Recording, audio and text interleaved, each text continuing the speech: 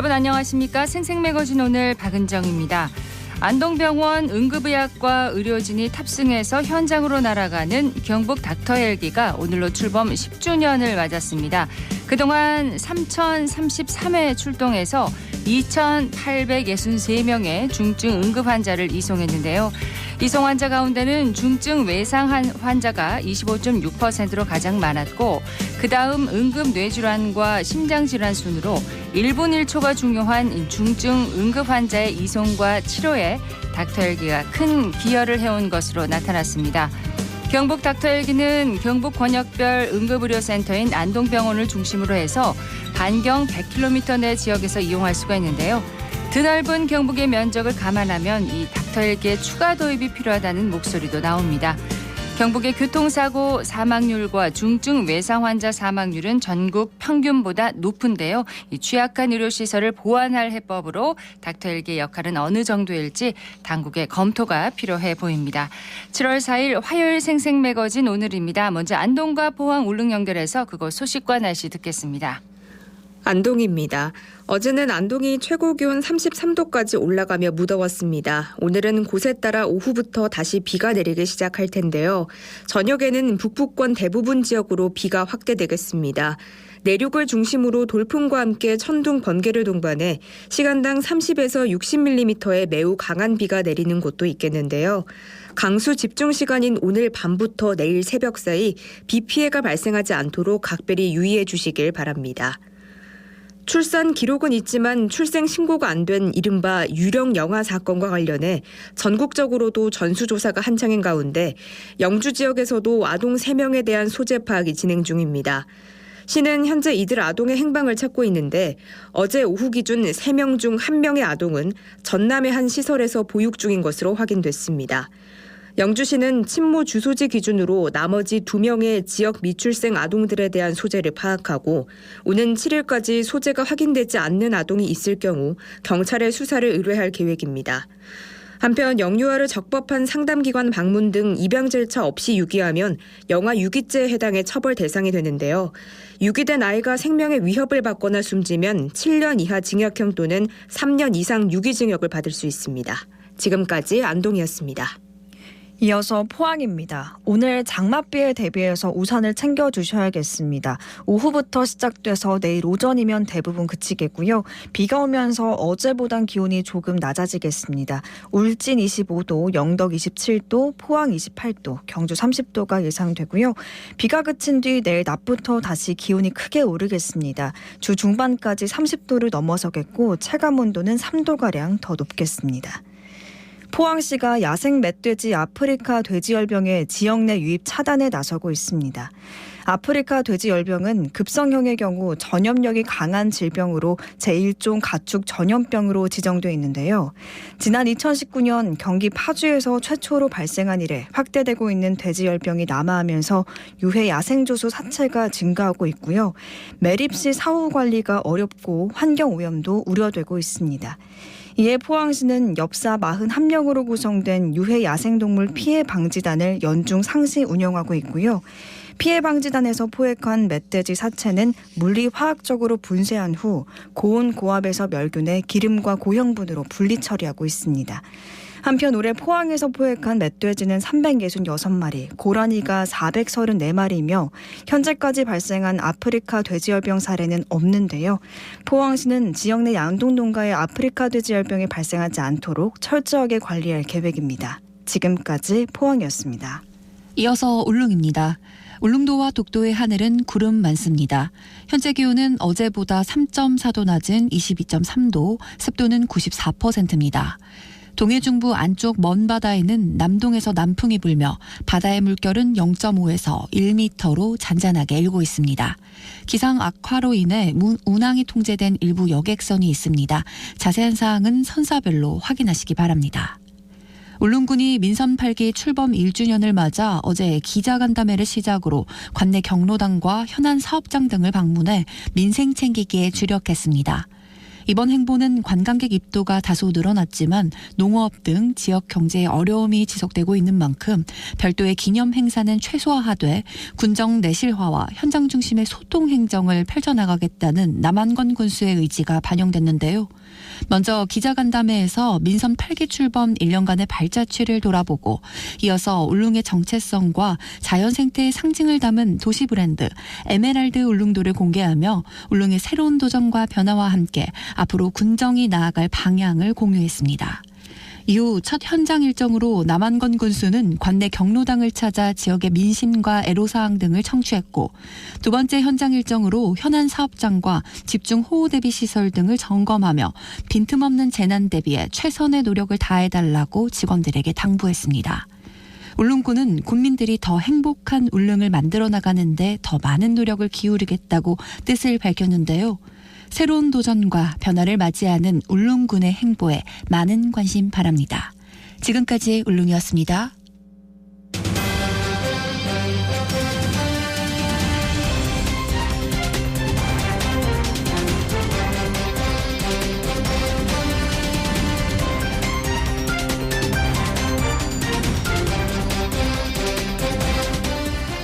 (11시 11분) 지났습니다. 대한민국 3대 도시의 영광을 되찾겠다며 출범한 민선 8기 홍준표호가 지난 1일로 출범 1년을 맞았습니다. 그간의 성과와 과제를 살펴보는 시간을 마련했는데요. 경북대학교 행정학부 하혜수 교수와 함께하겠습니다. 교수님 안녕하십니까? 안녕하십니까? 네, 기업 환경을 분석해서 마케팅 전략을 수립하는 스와트 분석이라는 기법이 있는데 강점, 약점, 기회 요인, 위협 요인 이렇게 분석을 하는 거더라고요. 홍준표 시장의 지난 1년을 이 스와트 분석을 차용해서 한번 풀어보려고 합니다. 교수님 먼저 강점부터 좀 짚어주시죠. 네, 홍 시장의 최대 강점은 뭐니 해도 정치적 돌파력과 추진력이라고 할 수 있겠습니다. 예. 이는 이제 반대와 저항이 수반되는 혁신 정책이나 찬반 의견이 극명하게 갈리는 쟁점 법률 등에서 크게 발현될 수 있습니다. 근데 이렇게 말씀드리면은 뭐 어떤 분은 공감하겠습니다만은 예. 또 구체적인 사례가 있어야 정확하게 입증이 안 되겠습니까? 그래서 홍 시장이 강점을 살려 좋은 성과를 낸 대표 정책 사례를 몇 가지 꼽아보겠습니다. 예. 첫째, 대구 경북 통합 신공항 특별법 통과입니다. 지난해 11월 1박 2일 일정으로 국회를 찾아 정부, 여당, 야당 관계자를 만났고 꽉 막힌 경색 국면에 있던 특별법 통과를 이뤄냈습니다. 그렇습니다. 예, 특히 기재부의 국비 지원 난색에 대해서는 당정 협의회를 통해서 해소하고 야당의 미온적 태도에 대해서는 광주 군공항 특별법과 동반 추진 전략을 사용한 것이 주요했다고 봅니다. 네. 두 번째는 어르신 버스 무임 승차 도입인데요. 정치적 유불리나 반발 우려에도 불구하고 광역 단위 버스 무임 승차를 전국 최초로 도입했습니다. 최초군요. 예, 물론 이제 그 무임 승차 연령에 대해서는 그 높여야 한다는 의견이 많은 점을 고려해서 연차적으로 네. 65세에서 70세로 조정하는 것으로 그렇게 정했습니다. 세 번째는 투자 유치를 통한 대구 경제 활성화입니다. 홍 시장 취임 이후 1년이 지나면서 대구의 경제 성장률, 고용, 수출, 투자 유치 등 주요 경제 지표가 역대 최고치를 기록했다고 합니다. 네. 특히 투자 유치 같은 경우는 지난 10년 실적과 맞먹을 정도인 4조 5천억 원에 달한다고 합니다. 이상의 성과는 홍 시장 특유의 강점에서 기인된 것이 아닌가 이렇게 생각됩니다. 네, 최대 강점을 이제 정치적인 돌파력과 추진력이라고 이제 짚어주셨는데 그런데 이제 투자 유치 협약에 그쳐서는 안 되겠죠. 실제 투자로 이제 이어지도록 해야 하는데 대구시가 할 수 있는 구체적인 방안은 어떤 게 있다고 보십니까? 네, 그냥 형식적으로 투자 의향서에 서명하는 경우도 많습니다. 실제로는 예. MOU라는 게. 그래서 실제 투자할 마음이 생기게 하는 것이 굉장히 중요하다고 봅니다. 이를 위해서 저는 한 두 가지 말씀드릴 수 있겠는데요. 먼저 근본적 관심사를 알아내서 그것을 충족시켜주는 것입니다. MOU는 그야말로 투자 의향을 밝힌 데 불과하므로 그렇죠. 실제 투자 결정으로 연결하기 위해서는 MOU 단계에서 세밀한 관찰과 경청 그리고 성찰적 대화를 통해서 근본적으로 원하는 것이 뭔지 예컨대 진정 원하는 것과 우려한 리스크 사항이라든지 우려 사항이 뭔지를 파악하고 네. 이것을 정책으로 연결시켜내는 것이 중요하다고 보고요. 필요한 것을 살피라 이런 네, 말씀이시죠? 예. 예, 두 번째는 투자 유치 이후에 뭐 신속 처리라든지 투자 환경을 획기적으로 개선하는 것이 중요합니다. 이런 차원에서 대구시가 지난 8월 8개 구군과 함께 만들어낸 원스톱 투자 지원단 협의체 이런 것들은 좀 긍정적으로 봅니다. 네. 원스톱 투자 지원단 협의체 발족 이후에 보면은 첫 투자 유치 사례인 그 LNF 그 2차 전지 계열사죠. LNF의 대구 국가산업단지 제3공장 건축의 경우에도 MOU 체결한 지 한 달여 만에 허가가 떨어진 것을 보면은 네. 이런 조치들이 굉장히 효과적이다 이렇게 짐작할 수 있겠습니다. 그렇군요. 자, 이런 노력이 더해져서 실제 투자로 실제 열매로 이제 이어질 수 있도록 대구시의 노력이 필요할 것 같습니다. 자, 그다음에 이제 홍 시장의 약점은 뭘까요? 그렇죠. 홍 시장 최대 약점은 뭐 딱 모두가 이제 뭐 머리에 떠오르겠습니다만은 저는 일방 독주와 소통 부족이 아닐까 생각합니다. 대다수 시민들의 의견을 수렴하고 에너지를 한 곳으로 모아내야 할 자치단체장의 리더십으로서는 네. 굉장히 아쉬운 부분이죠. 지난 민주당 정부와 권영진 시장 당시 계획하고 추진했던 사안들이 충분한 검토나 논의 없이 폐기 또는 수정된 것은 이런 한 약점에 기인된 부분이 크다고 봅니다. 대표적인 사례는 뭐가 있을까요? 예, 대표적인 사례를 꼽아보면은 첫 번째는 제2대구 의료원 건립입니다. 이거 지금 무산되었고 대구 의료원 강화로 수정됐습니다. 예. 두 번째는 대구시 신청사 이전 문제인데요. 이게 시민들이 모여서 수기공론화를 통해서 집단 토론도 하고 상호 의견, 전문가 의견도 듣고 해서 결정한 사안이거든요. 그렇죠. 예, 그것을 두류 정수장 부지의 일부를 매각해서 그 대금으로 신청사를 건립하겠다고 밝힘으로써 사업이 장기간 표류하고 있습니다. 네. 세 번째는 치수원 다변화 정책을 들 수 있는데요. 이 구미시장이 이제 재검토 요구를 했는데 그에 대해서 좀 추가 협의나 여러 가지 또 다각적인 검토가 필요한 사항인데 네. 그 오래된 사항이니까 그 사업이니까요. 네. 근데 이런 시도 없이 일방적으로 파기를 하고 안동시와 맑은 물 하이웨이로 급선회한 사례가 있습니다. 네 번째는 북구 매천 농수산물 도매시장인데요. 네. 현재 위치 재건축하는 계획에서 달성군 대평지구로 변경됐습니다. 그렇습니다. 네, 사실 뭐 잘 아시는 바와 같이 정치 철학이나 급격한 상황 변화가 있으면은 정책 방향이 바뀔 수 있고 수정될 수 있죠. 네. 근데 행정의 연속성과 예산 손실 등을 고려한다면은 정책 폐지나 전환에는 신중을 기해야 하고 특히 그 과정에서 이해 당사자와 시민들과의 협의라든지 또 동의를 얻는 부분 이런 것들이 굉장히 중요한데 이것이 네. 없었던 점은 아쉬운 부분입니다. 예. 잘 아시는 바와 같이 이제 시대가 바뀌었습니다. 시민들도 수기 공론화라든지 그 협치라 그러죠. 공동 결정을 당연시하는 분위기입니다. 네. 그런데 소통이 없이 진행되다 보니까 참 이게 큰 약점으로 다가오는 것이죠. 자, 강점과 약점을 이제 말씀해 주셨는데 뭐 대구 시민 누구나 대부분 수긍할 수 있는 그런 내용을 짚어 주셨어요. 자, 세 번째로 그러면 기회 요인은 뭘까요? 좀 우호적인 환경, 이 기회 요인 때문에 홍준표 시장에게 기대를 걸어볼 만한 부분은 뭐라고 보십니까? 예, 저는 한 두 가지를 지적하고 싶은데요. 시민들의 그 지지 여론하고 지역 경제 요인이 우호적이라고 생각합니다. 네. 먼저 시민의 높은 정치적 지지죠. 그 지난 6월 27일 여론조사에서도 나타난 바와 같이 시민의 56.8%가 홍 시장 잘한다고 응답을 했더라고요. 네. 그다음에 미래도 더 잘할 것이다, 발전할 것이라는 문항에 대해서도 50.6%가 긍정적인 응답을 보였습니다. 이러한 시민의 지지를 바탕으로 일관되고 강력한 사업 추진이 가능하지 않을까 이런 생각이고요. 예. 두 번째는 지역 경제적 요인이 상당히 유리합니다. 향후 20년간 100조 원 이상의 대규모 투자 사업이 예정돼 있다는 것이죠.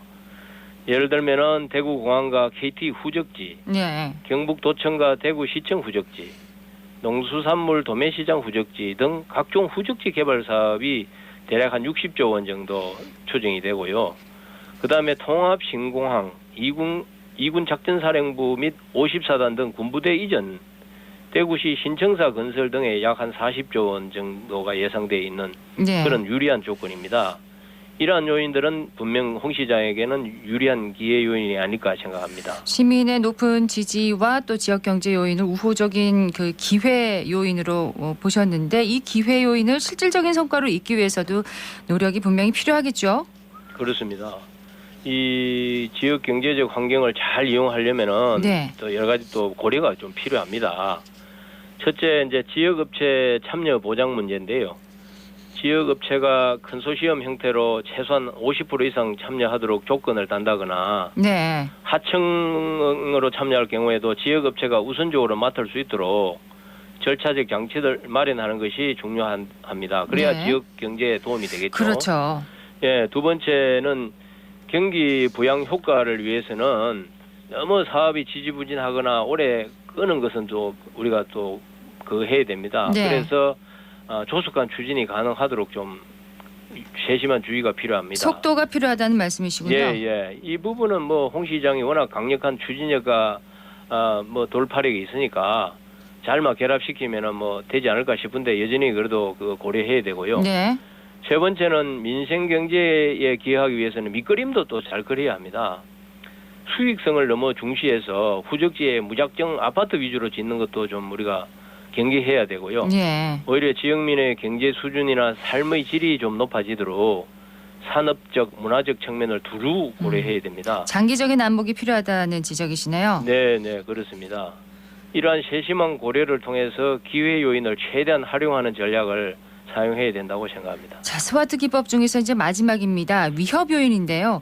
이 홍 시장이 남은 임기 동안 이 위협 요인을 극복하기 위해서 유념해야 하는 부분은 무엇이라고 보십니까? 이 경우도 뭐 여러 가지 있겠습니다만 저도 두 가지 한번 꼽고 싶습니다. 첫 번째는 불리한 중앙정치 행정 환경입니다. 중앙정치권에서는 홍 시장이 페이스북을 통해서 너무 많은 그 대권 행보적을 보인다는 그런 우려가 많이 있거든요. 네. 그래서 견제하는 심리가 좀 강하게 형성돼 있다. 이런 것들은 분명히 홍 시장한테는 좀 불리한 요인이다 이렇게 보여지고요. 네. 또한 중앙부처 특히 행안부 등에서는 전번에 왜 국실장 자의적 기구 설치를 강행한 것을 두고 네. 법령을 무시하는 정치인으로 이렇게 인식하고 있고요. 음. 더욱이 그 퀴어 축제 관련해서 공권력이 정면으로 충돌한 사태를 보면서 경찰에서도 정치적 목적을 위해서는 대결과 충돌을 서슴지 않는 네. 그런 퇴행적 리더로 인식하는 분위기가 있습니다. 이런 것들이 불리한 요인이고요. 두 번째는 반대와 불만의 지방행정 환경 요인입니다. 시민단체는 폭언과 폭주, 특히 시민소통과 협치 부재를 이유로 강력 비판하는 입장이고요. 네. 특히 유튜브를 홍 시장 치적 홍보 수단으로 사용한다며 사전 선거 운동으로 경찰에 이제 고발까지 한 상황입니다. 그렇죠. 이건 상당히 그 불리한 그런 환경이죠. 더구나 공무원 내부 집단도 좀 우호적이지가 않습니다. 네. 잦은 조직 개편, 자천성 인사로 신뢰성과 안정성이 상당히 우려하는 그런 분위기입니다. 이러한 위험 요인을 최소화하는 전략을 사용하는 것이 굉장히 중요하다 이렇게 보입니다. 자, 마지막으로 이제 민선 8기 대구시에 좀 전하고 싶은 말씀이 있으시다면요? 일단 제가 볼 때는 기회 요인과 위험 요인은 따로 분리되어 있다기보다는 함께 따라다닌다 이렇게 보여지고요. 예. 강점과 약점도 동전의 양면입니다. 그렇습니다. 그렇죠. 강점을 살리기에 앞서 약점을 보완할 수 있는 방법을 찾는 것이 굉장히 중요하고요. 특히나 소통과 협의 그리고 절차를 무시하면은 본인의 강점이라고 할 수 있는 돌파력과 추진력도 오히려 예. 도구로 저는 변할 수 있다 이렇게 보여집니다. 시민들은 물이고 대구시는 배에 비유할 수 있죠. 말 없는 시민들이 배를 뒤집을 수 있다는 사실을 늘 맹심해야 된다고 예. 생각합니다. 민선 8기 1년 대구시의 성과와 과제를 정리해봤습니다. 경북대학교 행정학부 하혜수 교수였습니다. 교수님 고맙습니다. 감사합니다.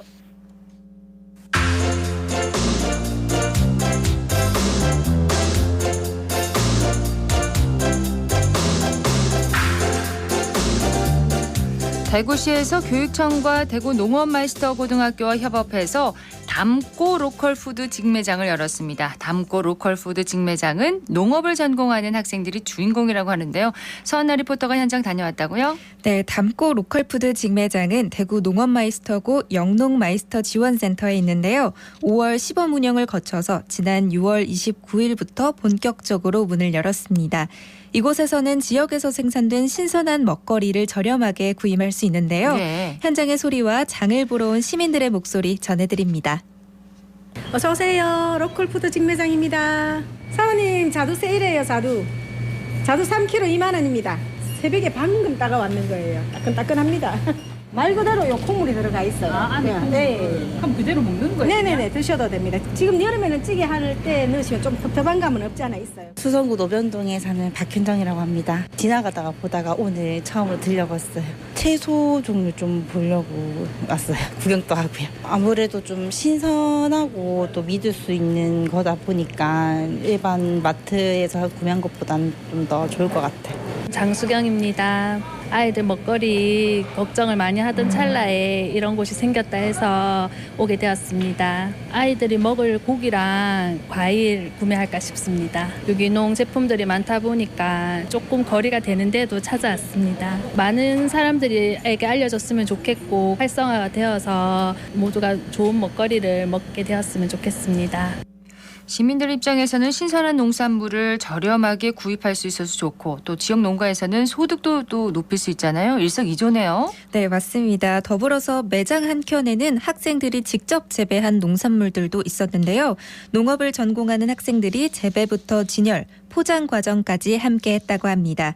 농산물 유통 과정을 직접 체험하면서 배워볼 수 있어서 더욱 의미 있다고 하는데요. 학생들의 이야기 들어보시죠. 대구 농업마이스터고 3학년 과수과에 재학 중인 김재윤입니다. 저희는 사실상 3년 내도록 재배 부분만 있었는데 이번에 열게 되어서 수확하고 포장하고 판매하는 거를 거의 새로 배우듯이 해서 배워가는 과정으로 저희가 거의 참여했습니다. 유통 이런 부분에서는 솔직히 재미도 없고 약간 그럴 거라 생각했었는데 저희가 수확한 농산물을 판매하고 이런 쪽에서 재미를 느껴가지고 뿌듯합니다. 저는 이제 앞으로 로컬푸드 매장 운영하면서 저의 경험치로 삼아서 저의 꿈인 농장 운영에 더욱더 힘이 되도록 열심히 한번 해보도록 하겠습니다. 신수혁입니다. 저희가 열심히 작물을 길러서 너무 뿌듯하고 저희가 기른 작물로 다른 사람들이 좋은 제품으로 사실 수 있어서 너무 행복한 것 같습니다. 저희가 약을 안 치고 농약 같은 걸 살포 안 한 오로지 유기농이고 진짜 신선하고 좋은 제품들이고 가격도 엄청 싸고 맛도 엄청 있습니다. 앞으로 많은 사람들에게 농업의 중요함을 알려주고 싶습니다. 김아진입니다. 막상 오픈을 하고 완성된 매장을 보니까 뿌듯한 마음이 제일 크고요. 그리고 이제 제 자신이 엄청나게 대견하게 느껴집니다. 농산물은 신선함이 제일 우선시되는 식품들인데 저희는 직판장이어서 농산물이 바로바로 들어와요. 매장이 굉장히 넓고 쾌적한 편이어서 그것도 이용하시기 편하실 거라고 저는 생각이 듭니다. 저는 제가 느꼈던 농촌의 긍정적인 부분들이나 농촌의 매력을 더 많은 사람들에게 알리는 게 제 삶의 목표입니다. 담고 로컬마켓 많이 이용해주세요. 이곳은 학생과 교사, 학부모, 지역 주민이 참여해서 운영하는 새로운 방식의 로컬푸드 직매장인데요. 그러네요. 네, 대구 농업마이스터 고등학교 학생과 교사 등은 자발적으로 결성한 담쿱 협동조합을 직접 운영하고 있습니다. 담고 로컬푸드 직매장 운영에 대한 더 자세한 이야기 들어봅니다. 저는 대구 농업마이스터 고등학교 교사이자 동시에 담쿱 사회적 협동조합 이사장입니다. 김경아입니다. 우리 학교가 농업고등학교이다 보니 농산물이 생산이 됩니다. 그리고 학생들이 장차는 다들 농부가 되어서 창업 과정을 겪어야 하므로 이 과정을 모두 학교에서 체험해 볼 수 있도록 담고 로컬푸드 직매장을 개장하게 되었고요. 대구 경북 권역 속에 있는 그 농부들의 농산물 판로, 지역 주민들이 건강하고 신선한 농산물을 먹을 수 있다는 그런 여러 가지 장점 모두가 상생할 수 있는 그런 매장이 필요하다 해서 농산물 직매장을 열게 되었습니다. 생기는 이익금은 지역사회에 기부를 한다든지 아니면 장학금 단체에 기부를 해서 비단 우리 학생만이 아닌 전체 학생들을 위해서 그리고 전체 지역 주민을 위해서 사용할 수 있도록 그렇게 활용할 계획입니다. 무엇보다도 학생들 그리고 지역 주민들 인근의 농가들 모두 상생하는 그런 조직이 될 수 있도록 많은 분들이 우리 직매장을 활용해 주시면 감사하겠습니다. 담고는 학생과 지역 농민이 생산한 농산물을 많이 담고 네, 예. 희망도 많이 담아가라는 의미를 갖고 있다는데요. 담고 로컬푸드 직매장이 지역사회와 미래의 농부들을 위한 희망의 공간으로 꾸려지길 기대합니다. 서하나 리포터 잘 들었습니다. 네, 고맙습니다.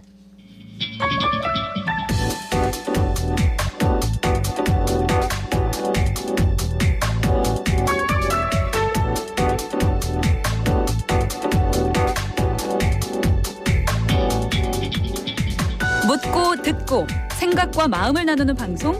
지금 여러분께서는 대구 경북을 보고 듣는 생생 매거진 오늘을 함께하고 계십니다.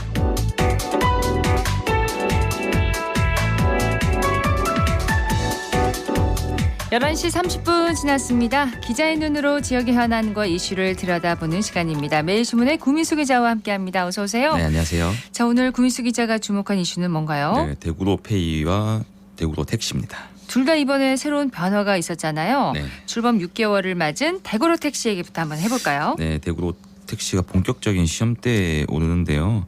그동안 택시 기사에게 수수료 같은 가맹비를 받지 않았습니다. 네. 3일부터는 무료 서비스가 중단이 됩니다. 이제 내는 건가요? 네, 그동안 무료 서비스 덕분에 거대 공룡 카카오 택시에 맞서서 빠르게 안착할 수가 있었는데요.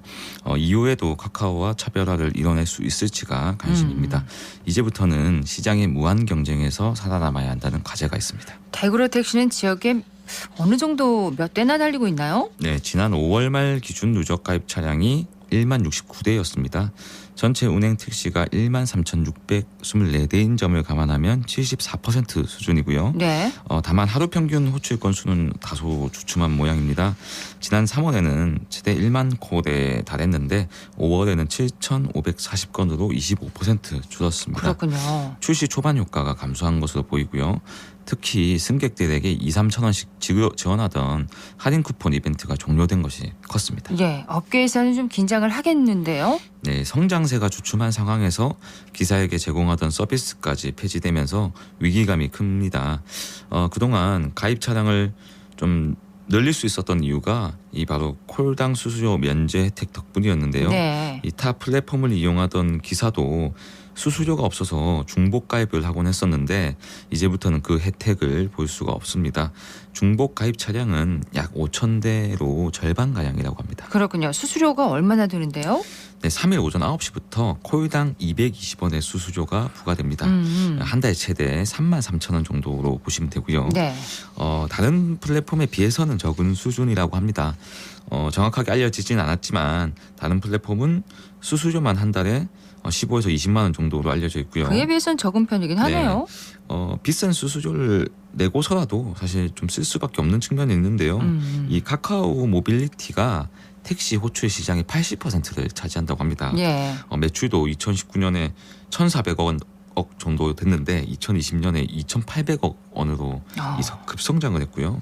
이 택시 기사는 울며 겨자 먹기 식으로 카카오에 의존할 수밖에 없습니다. 예, 이번에 새롭게 도입하는 대구로페이를 그러면 사용을 하면 네. 승객들이 대구로 택시 요금 할인을 받을 수 있는 거 아닌가요? 네, 지역사랑 상품권이죠. 예. 이 대구 행복페이가 대구로페이로 바뀝니다. 기존 대구 행복페이는 사용이 중지가 되고요. 예. 기존처럼 구매 한도 50만 원까지 충전이 가능하고 7%의 할인 혜택을 받을 수가 있습니다. 이걸 이용해서 택시를 타면 월 50만 원 한도로 최대 12% 할인이 적용된다고 합니다. 네, 이름이 달라져서 좀 혼동되시는 분들 계실 것 같아요. 네, 왜 이렇게 자주 왔다 갔다 하는지는 모르겠는데요. 예. 기존 대구 행복페이는 충전과 발급이 중단되고요. 충전 잔액은 이전에서 사용하시거나 기존 가맹점에서 사용하면 된다고 합니다. 대구시는 월 1,000억 원 정도의 충전금을 예상하고 있고요. 실물 카드가 발급되지 않는다는 점이 가장 큰 차별점입니다. 이 모바일 환경에 취약한 65세 이상 노약층을 위해서만 실물 카드를 발급하고요. 네, 나머지는 다 이제 모바일로 이용하는데 예. 대구은행 모바일 앱 IM샵에서 충전이 가능하고요. 삼성페이를 통해서 학원, 병원, 슈퍼마켓 같은 다양한 장소에서 현장 결제를 할 수가 있습니다. 65세 이상 어르신들은 이제 실물 카드를 발급하셔야 됩니다. 그렇죠? 네. 지역 화폐가 모두 코로나 시절에 나온 것들이죠? 네, 이 대구 행복페이는 2020년 3월에 처음 등장했습니다. 당시에 10% 할인으로 큰 인기를 끌었는데요. 네. 출시 초반에 1천억 원 정도 준비를 했는데 너무 인기가 많아져서 2천억 원을 추가 발급했던 일도 있었습니다. 또 모든 시민들에게 10만 원씩 지급했던 대구 희망지원금도 대구 행복페이로 나갔고요. 예. 대구뿐만 아니라 많은 지자체가 지역사당 상품권을 도입하고 있습니다. 현재 전국 243개 지자체 중에 지역 카페를 발행하는 곳은 204곳입니다. 약 84%에 이릅니다. 네. 효과에 대해서는 조금 의견이 제각각인데요.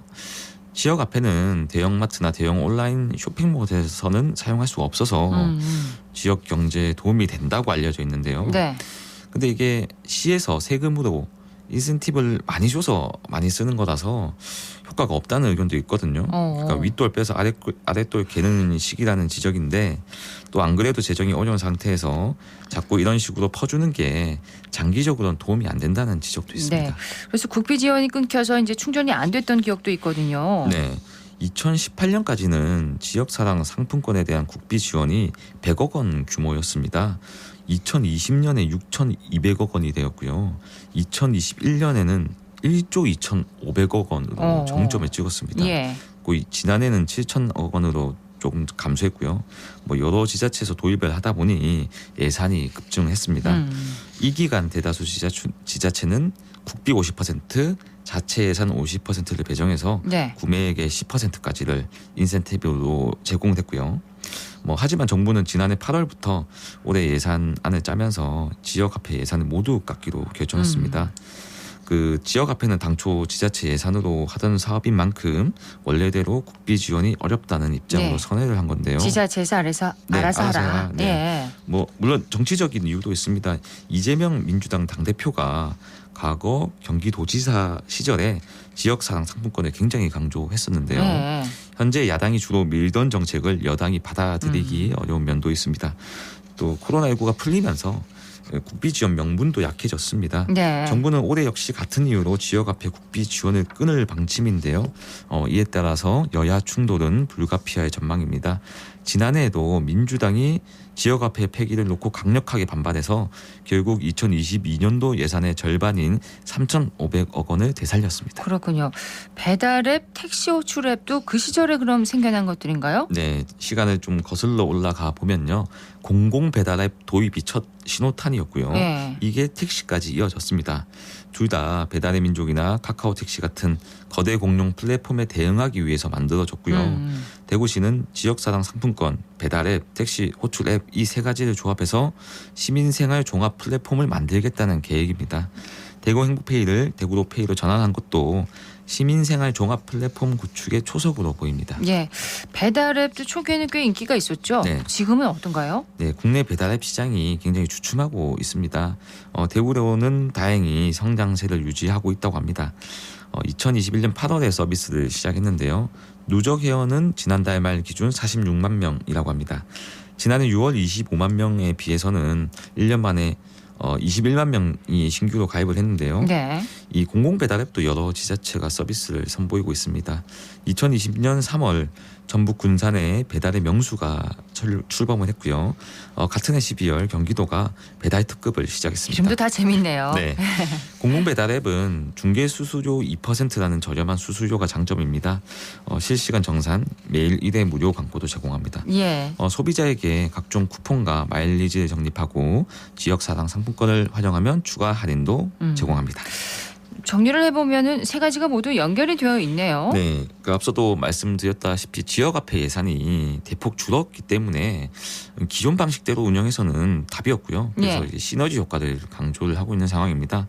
또 장기적으로는 공적 자금이 투입되지 않더라도 운영이 가능한 튼튼한 플랫폼으로 만들겠다는 계획입니다. 네, 7월부터 이제 대구로페이, 대구로택시로 이제 연결이 되는데 순항할 수 있을까요? 네, 제가 이제 작년에 코로나 시절에 경제부에 있을 때 이 사업들을 도입할 때 제가 좀 옆에서 많이 지켜봤거든요. 기대가 컸던 만큼 좀 성과가 좀 눈에 띄지는 않는 것 같습니다. 네. 그래서 조금 지금부터라도 좀 시민생활 종합 플랫폼 도입하기 위해서는 좀 대구시가 좀 더 노력해야 되지 않나 이렇게 생각합니다. 예, 매일신문의 구민수 기자였습니다. 고맙습니다. 네, 감사합니다.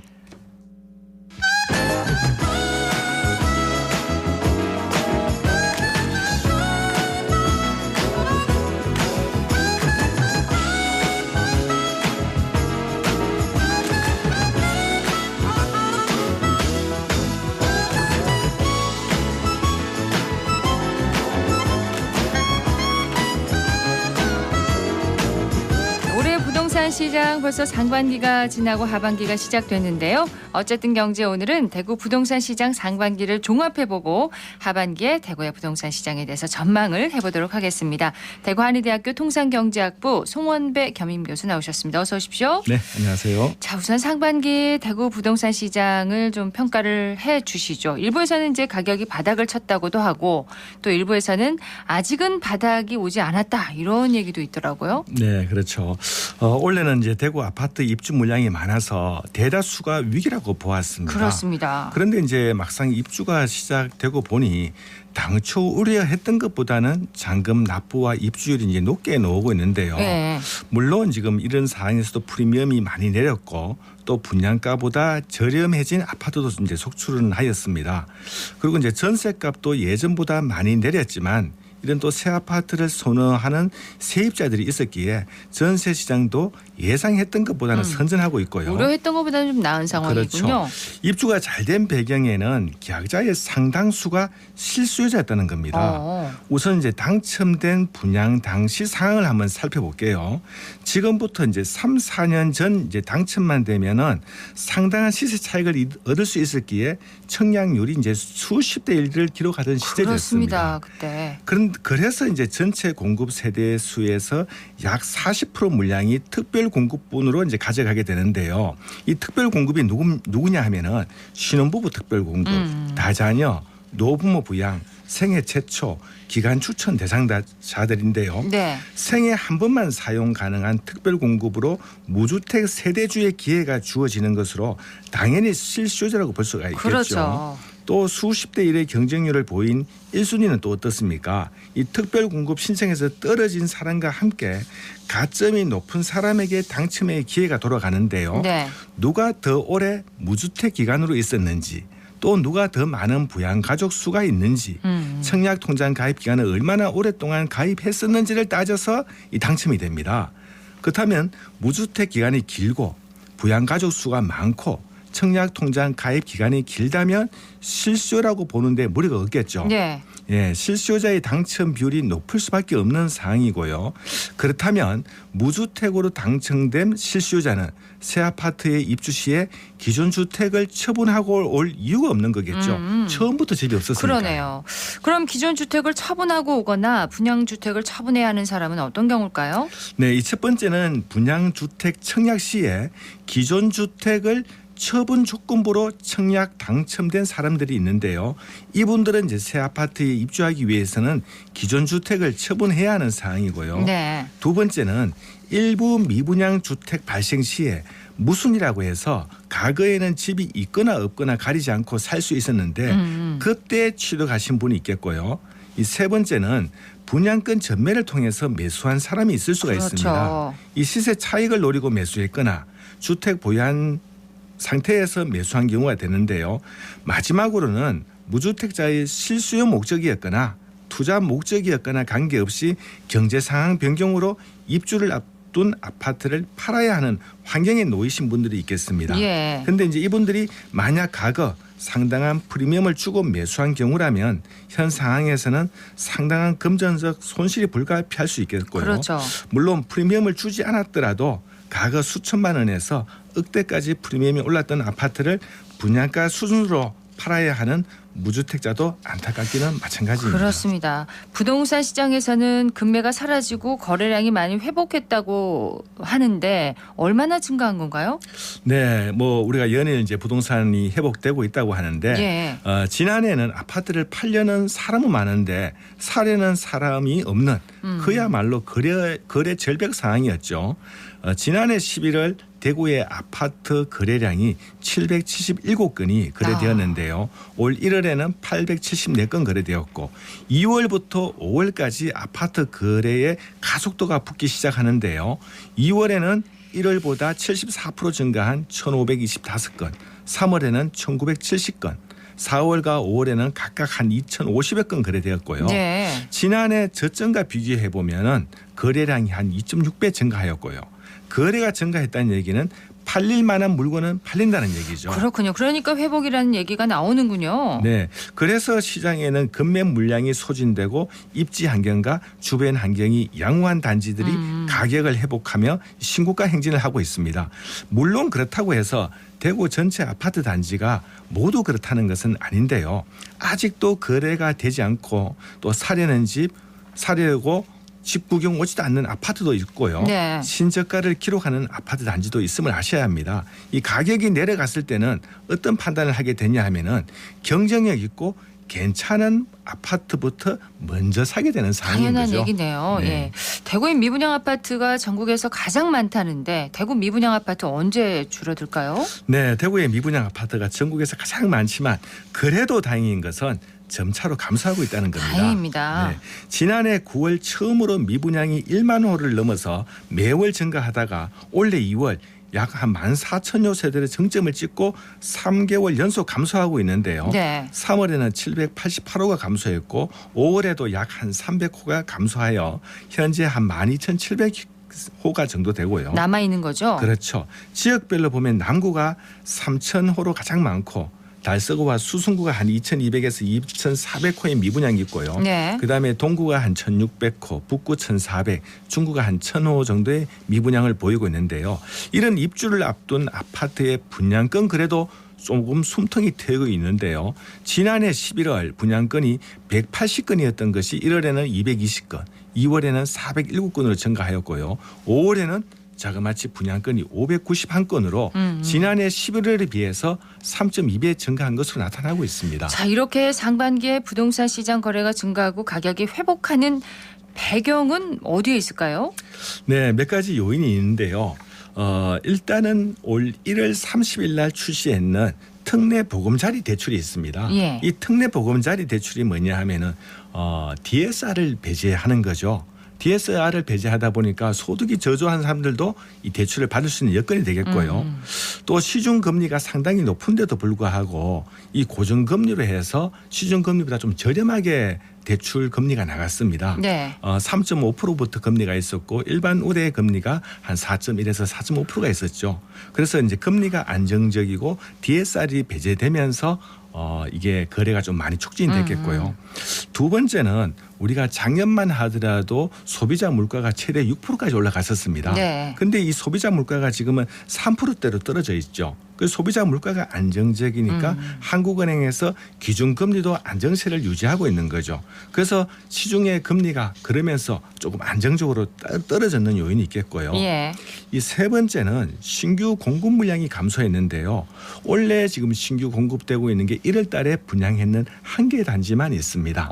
그래서 신규 공급이 이제 줄어들게 되니까 미분양이 감소하고 있고 네. 또 소비 심리도 조금 회복하고 있는 거죠. 더 이상 이제 신규 공급이 일단 중단됐으니까 맞습니다. 미분양이 그리고 줄어드는군요. 한 가지 또 더 요인이 있다면은 입주 물량이 많다고 했는데 올 상반기까지는 1월에서 6월까지 굉장히 월별로 이 밸런스가 아주 안정적이었습니다. 네. 그래서 또 지역별로 많이 분산이 되어 있었고요.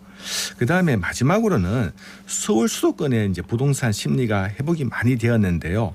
그래서 이제 서울 수도권이 15억 이상의 대출 규제가 완화되었고 또 조정 대상 지역 해제, 또 전매 완화, 중도금 대출 보증 이런 한도가 폐지되니까 서울 수도권에서 이제 가격이 바닥을 치고 상승 기조로 돌아섰습니다. 네. 그러다 보니까 우리 지방까지도 이 부동산 소비 심리가 많이 회복된 걸로 보입니다. 서울 쪽 뭐 수도권의 이런 심리 회복도 지역에도 영향을 끼치는군요. 그렇습니다. 예.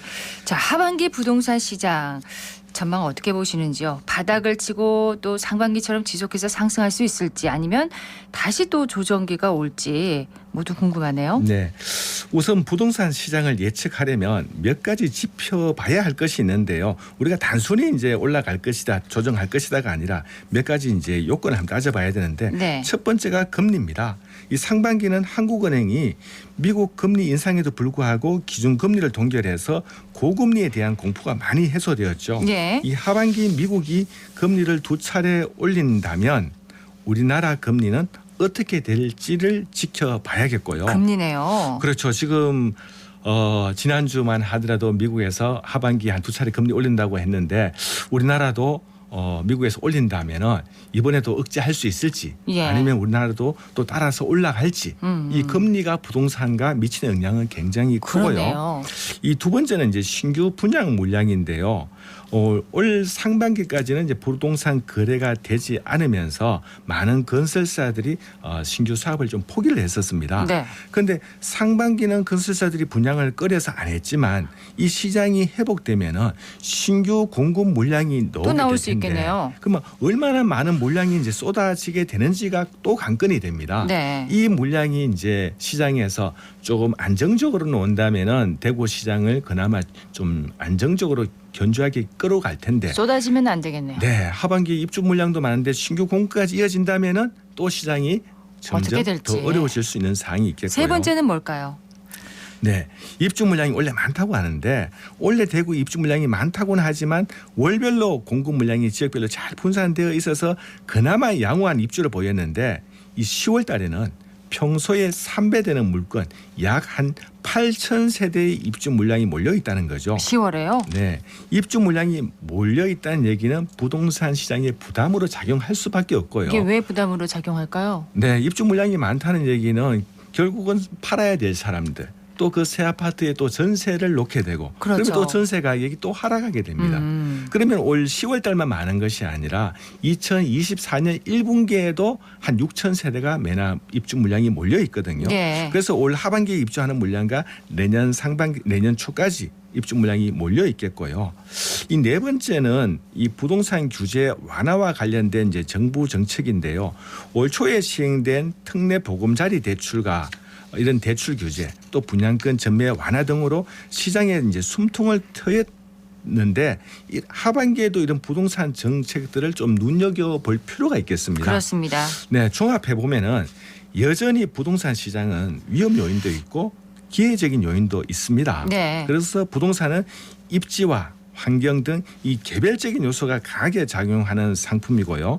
부동산을 이용하려는 사람 개개인의 특수성까지 더해져서 아주 독특한 환경이 돼 있는데요. 그렇습니다. 실수요자라면은 하반기에 내 집 마련의 용기를 꼭 한번 더 내보시고요. 투자자라면 거주의 목적이 아닌 만큼 리스크를 부담하는 정도에 따라서 지금 매수 시기를 할 것이냐 아니면 내년에 가져갈 것이냐 조금 더 고려해 볼 수 있겠죠. 예, 어쨌든 경제 대구 한의대학교 통상경제학부 송원배 겸임 교수였습니다. 교수님 고맙습니다. 네, 감사합니다.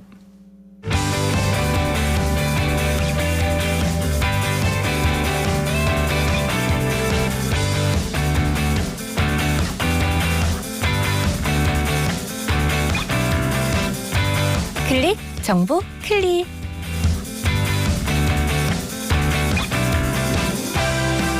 무더운 여름철 오름처럼 비가 예고가 되어 있는 날에는 습도가 더해져서 불쾌지수도 높아질 수밖에 없습니다. 생활 속에서 한여름 습도를 낮추는 천연 제습제를 소개해 드립니다. 먼저 숯을 활용해 보시는 건 어떨까요? 숯은 습기를 빨아들이고 건조한 날에는 반대로 습기를 뿜어내서 습도 조절에 용이합니다. 또 굵은 소금도 도움이 되는데요. 특히 소금을 활용한다면 바로 사용하는 것이 아니라 소금을 팬에 넣어 볶아야 합니다. 소금이 가진 기본적인 수분을 없애고 작은 통에 담아 습한 공간에 두면 습도를 낮출 수가 있습니다. 사용 후 눅눅해진 소금은 그냥 버리지 마시고 전자레인지에 1분에서 2분가량 돌려주면 재활용이 가능하니까요. 숯과 소금으로 눅눅해진 습기 잡아보시는 건 어떨까요?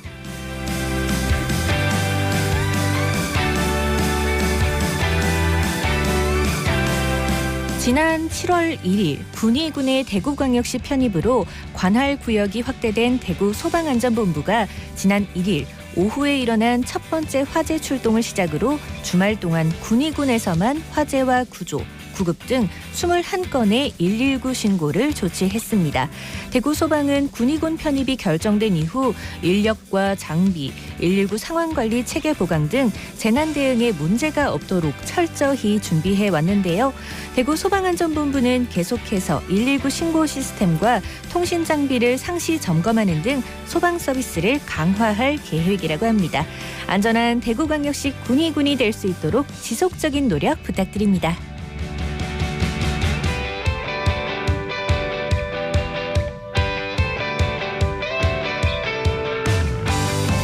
대구의 명인, 명장과 함께하는 원데이 클래스가 7월과 10월 각 한 달간 매주 토요일과 일요일에 진행됩니다. 이번 프로그램은 명인, 명장의 작품 전시와 함께 일반인들의 심리적 거리감을 좁히고 지역의 문화관광 상품을 다양화하고자 기획되었는데요. 프로그램은 자개 연필꽂이 만들기와 모시 모빌 만들기, 그리고 전통 부채 그림 그리기 등 각 분야의 명인 명장이 직접 강의하고 체험 수업을 운영합니다. 참여하고 싶으신 분들은 대구문화예술진흥원 홈페이지를 참고하시면 되겠습니다.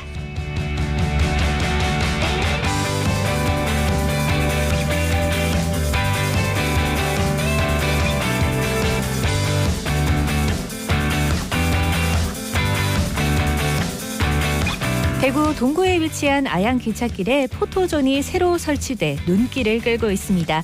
아양기찻길은 폐철교를 활용한 동구의 대표적인 관광지인데요.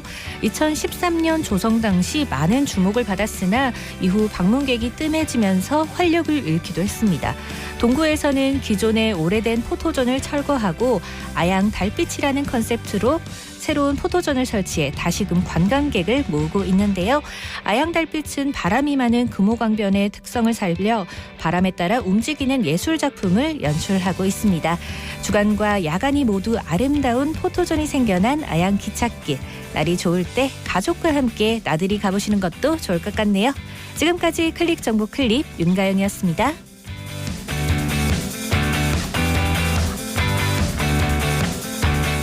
국민의힘 지도부와 대구시장, 경북도지사가 오늘 오후 대구시청 삼격청사에서 지역민생 예산정책협의회를 엽니다. 대구 경북 통합신공항 이전과 K2 후적지 개발 등 지역 현안에 대해서 논의하고 당 차원의 지원 방향을 모색할 예정인데요. 군의군 편입을 계기로 대구시가 국내 3대 도시로의 도약에 더욱 박차를 가하고 있는 만큼 오늘 협의회에서 긍정적인 결과가 나오길 기대해 봅니다. 생생매거진 오늘 준비한 순서 여기까지입니다. 지금까지 박은정이었습니다. 여러분 고맙습니다.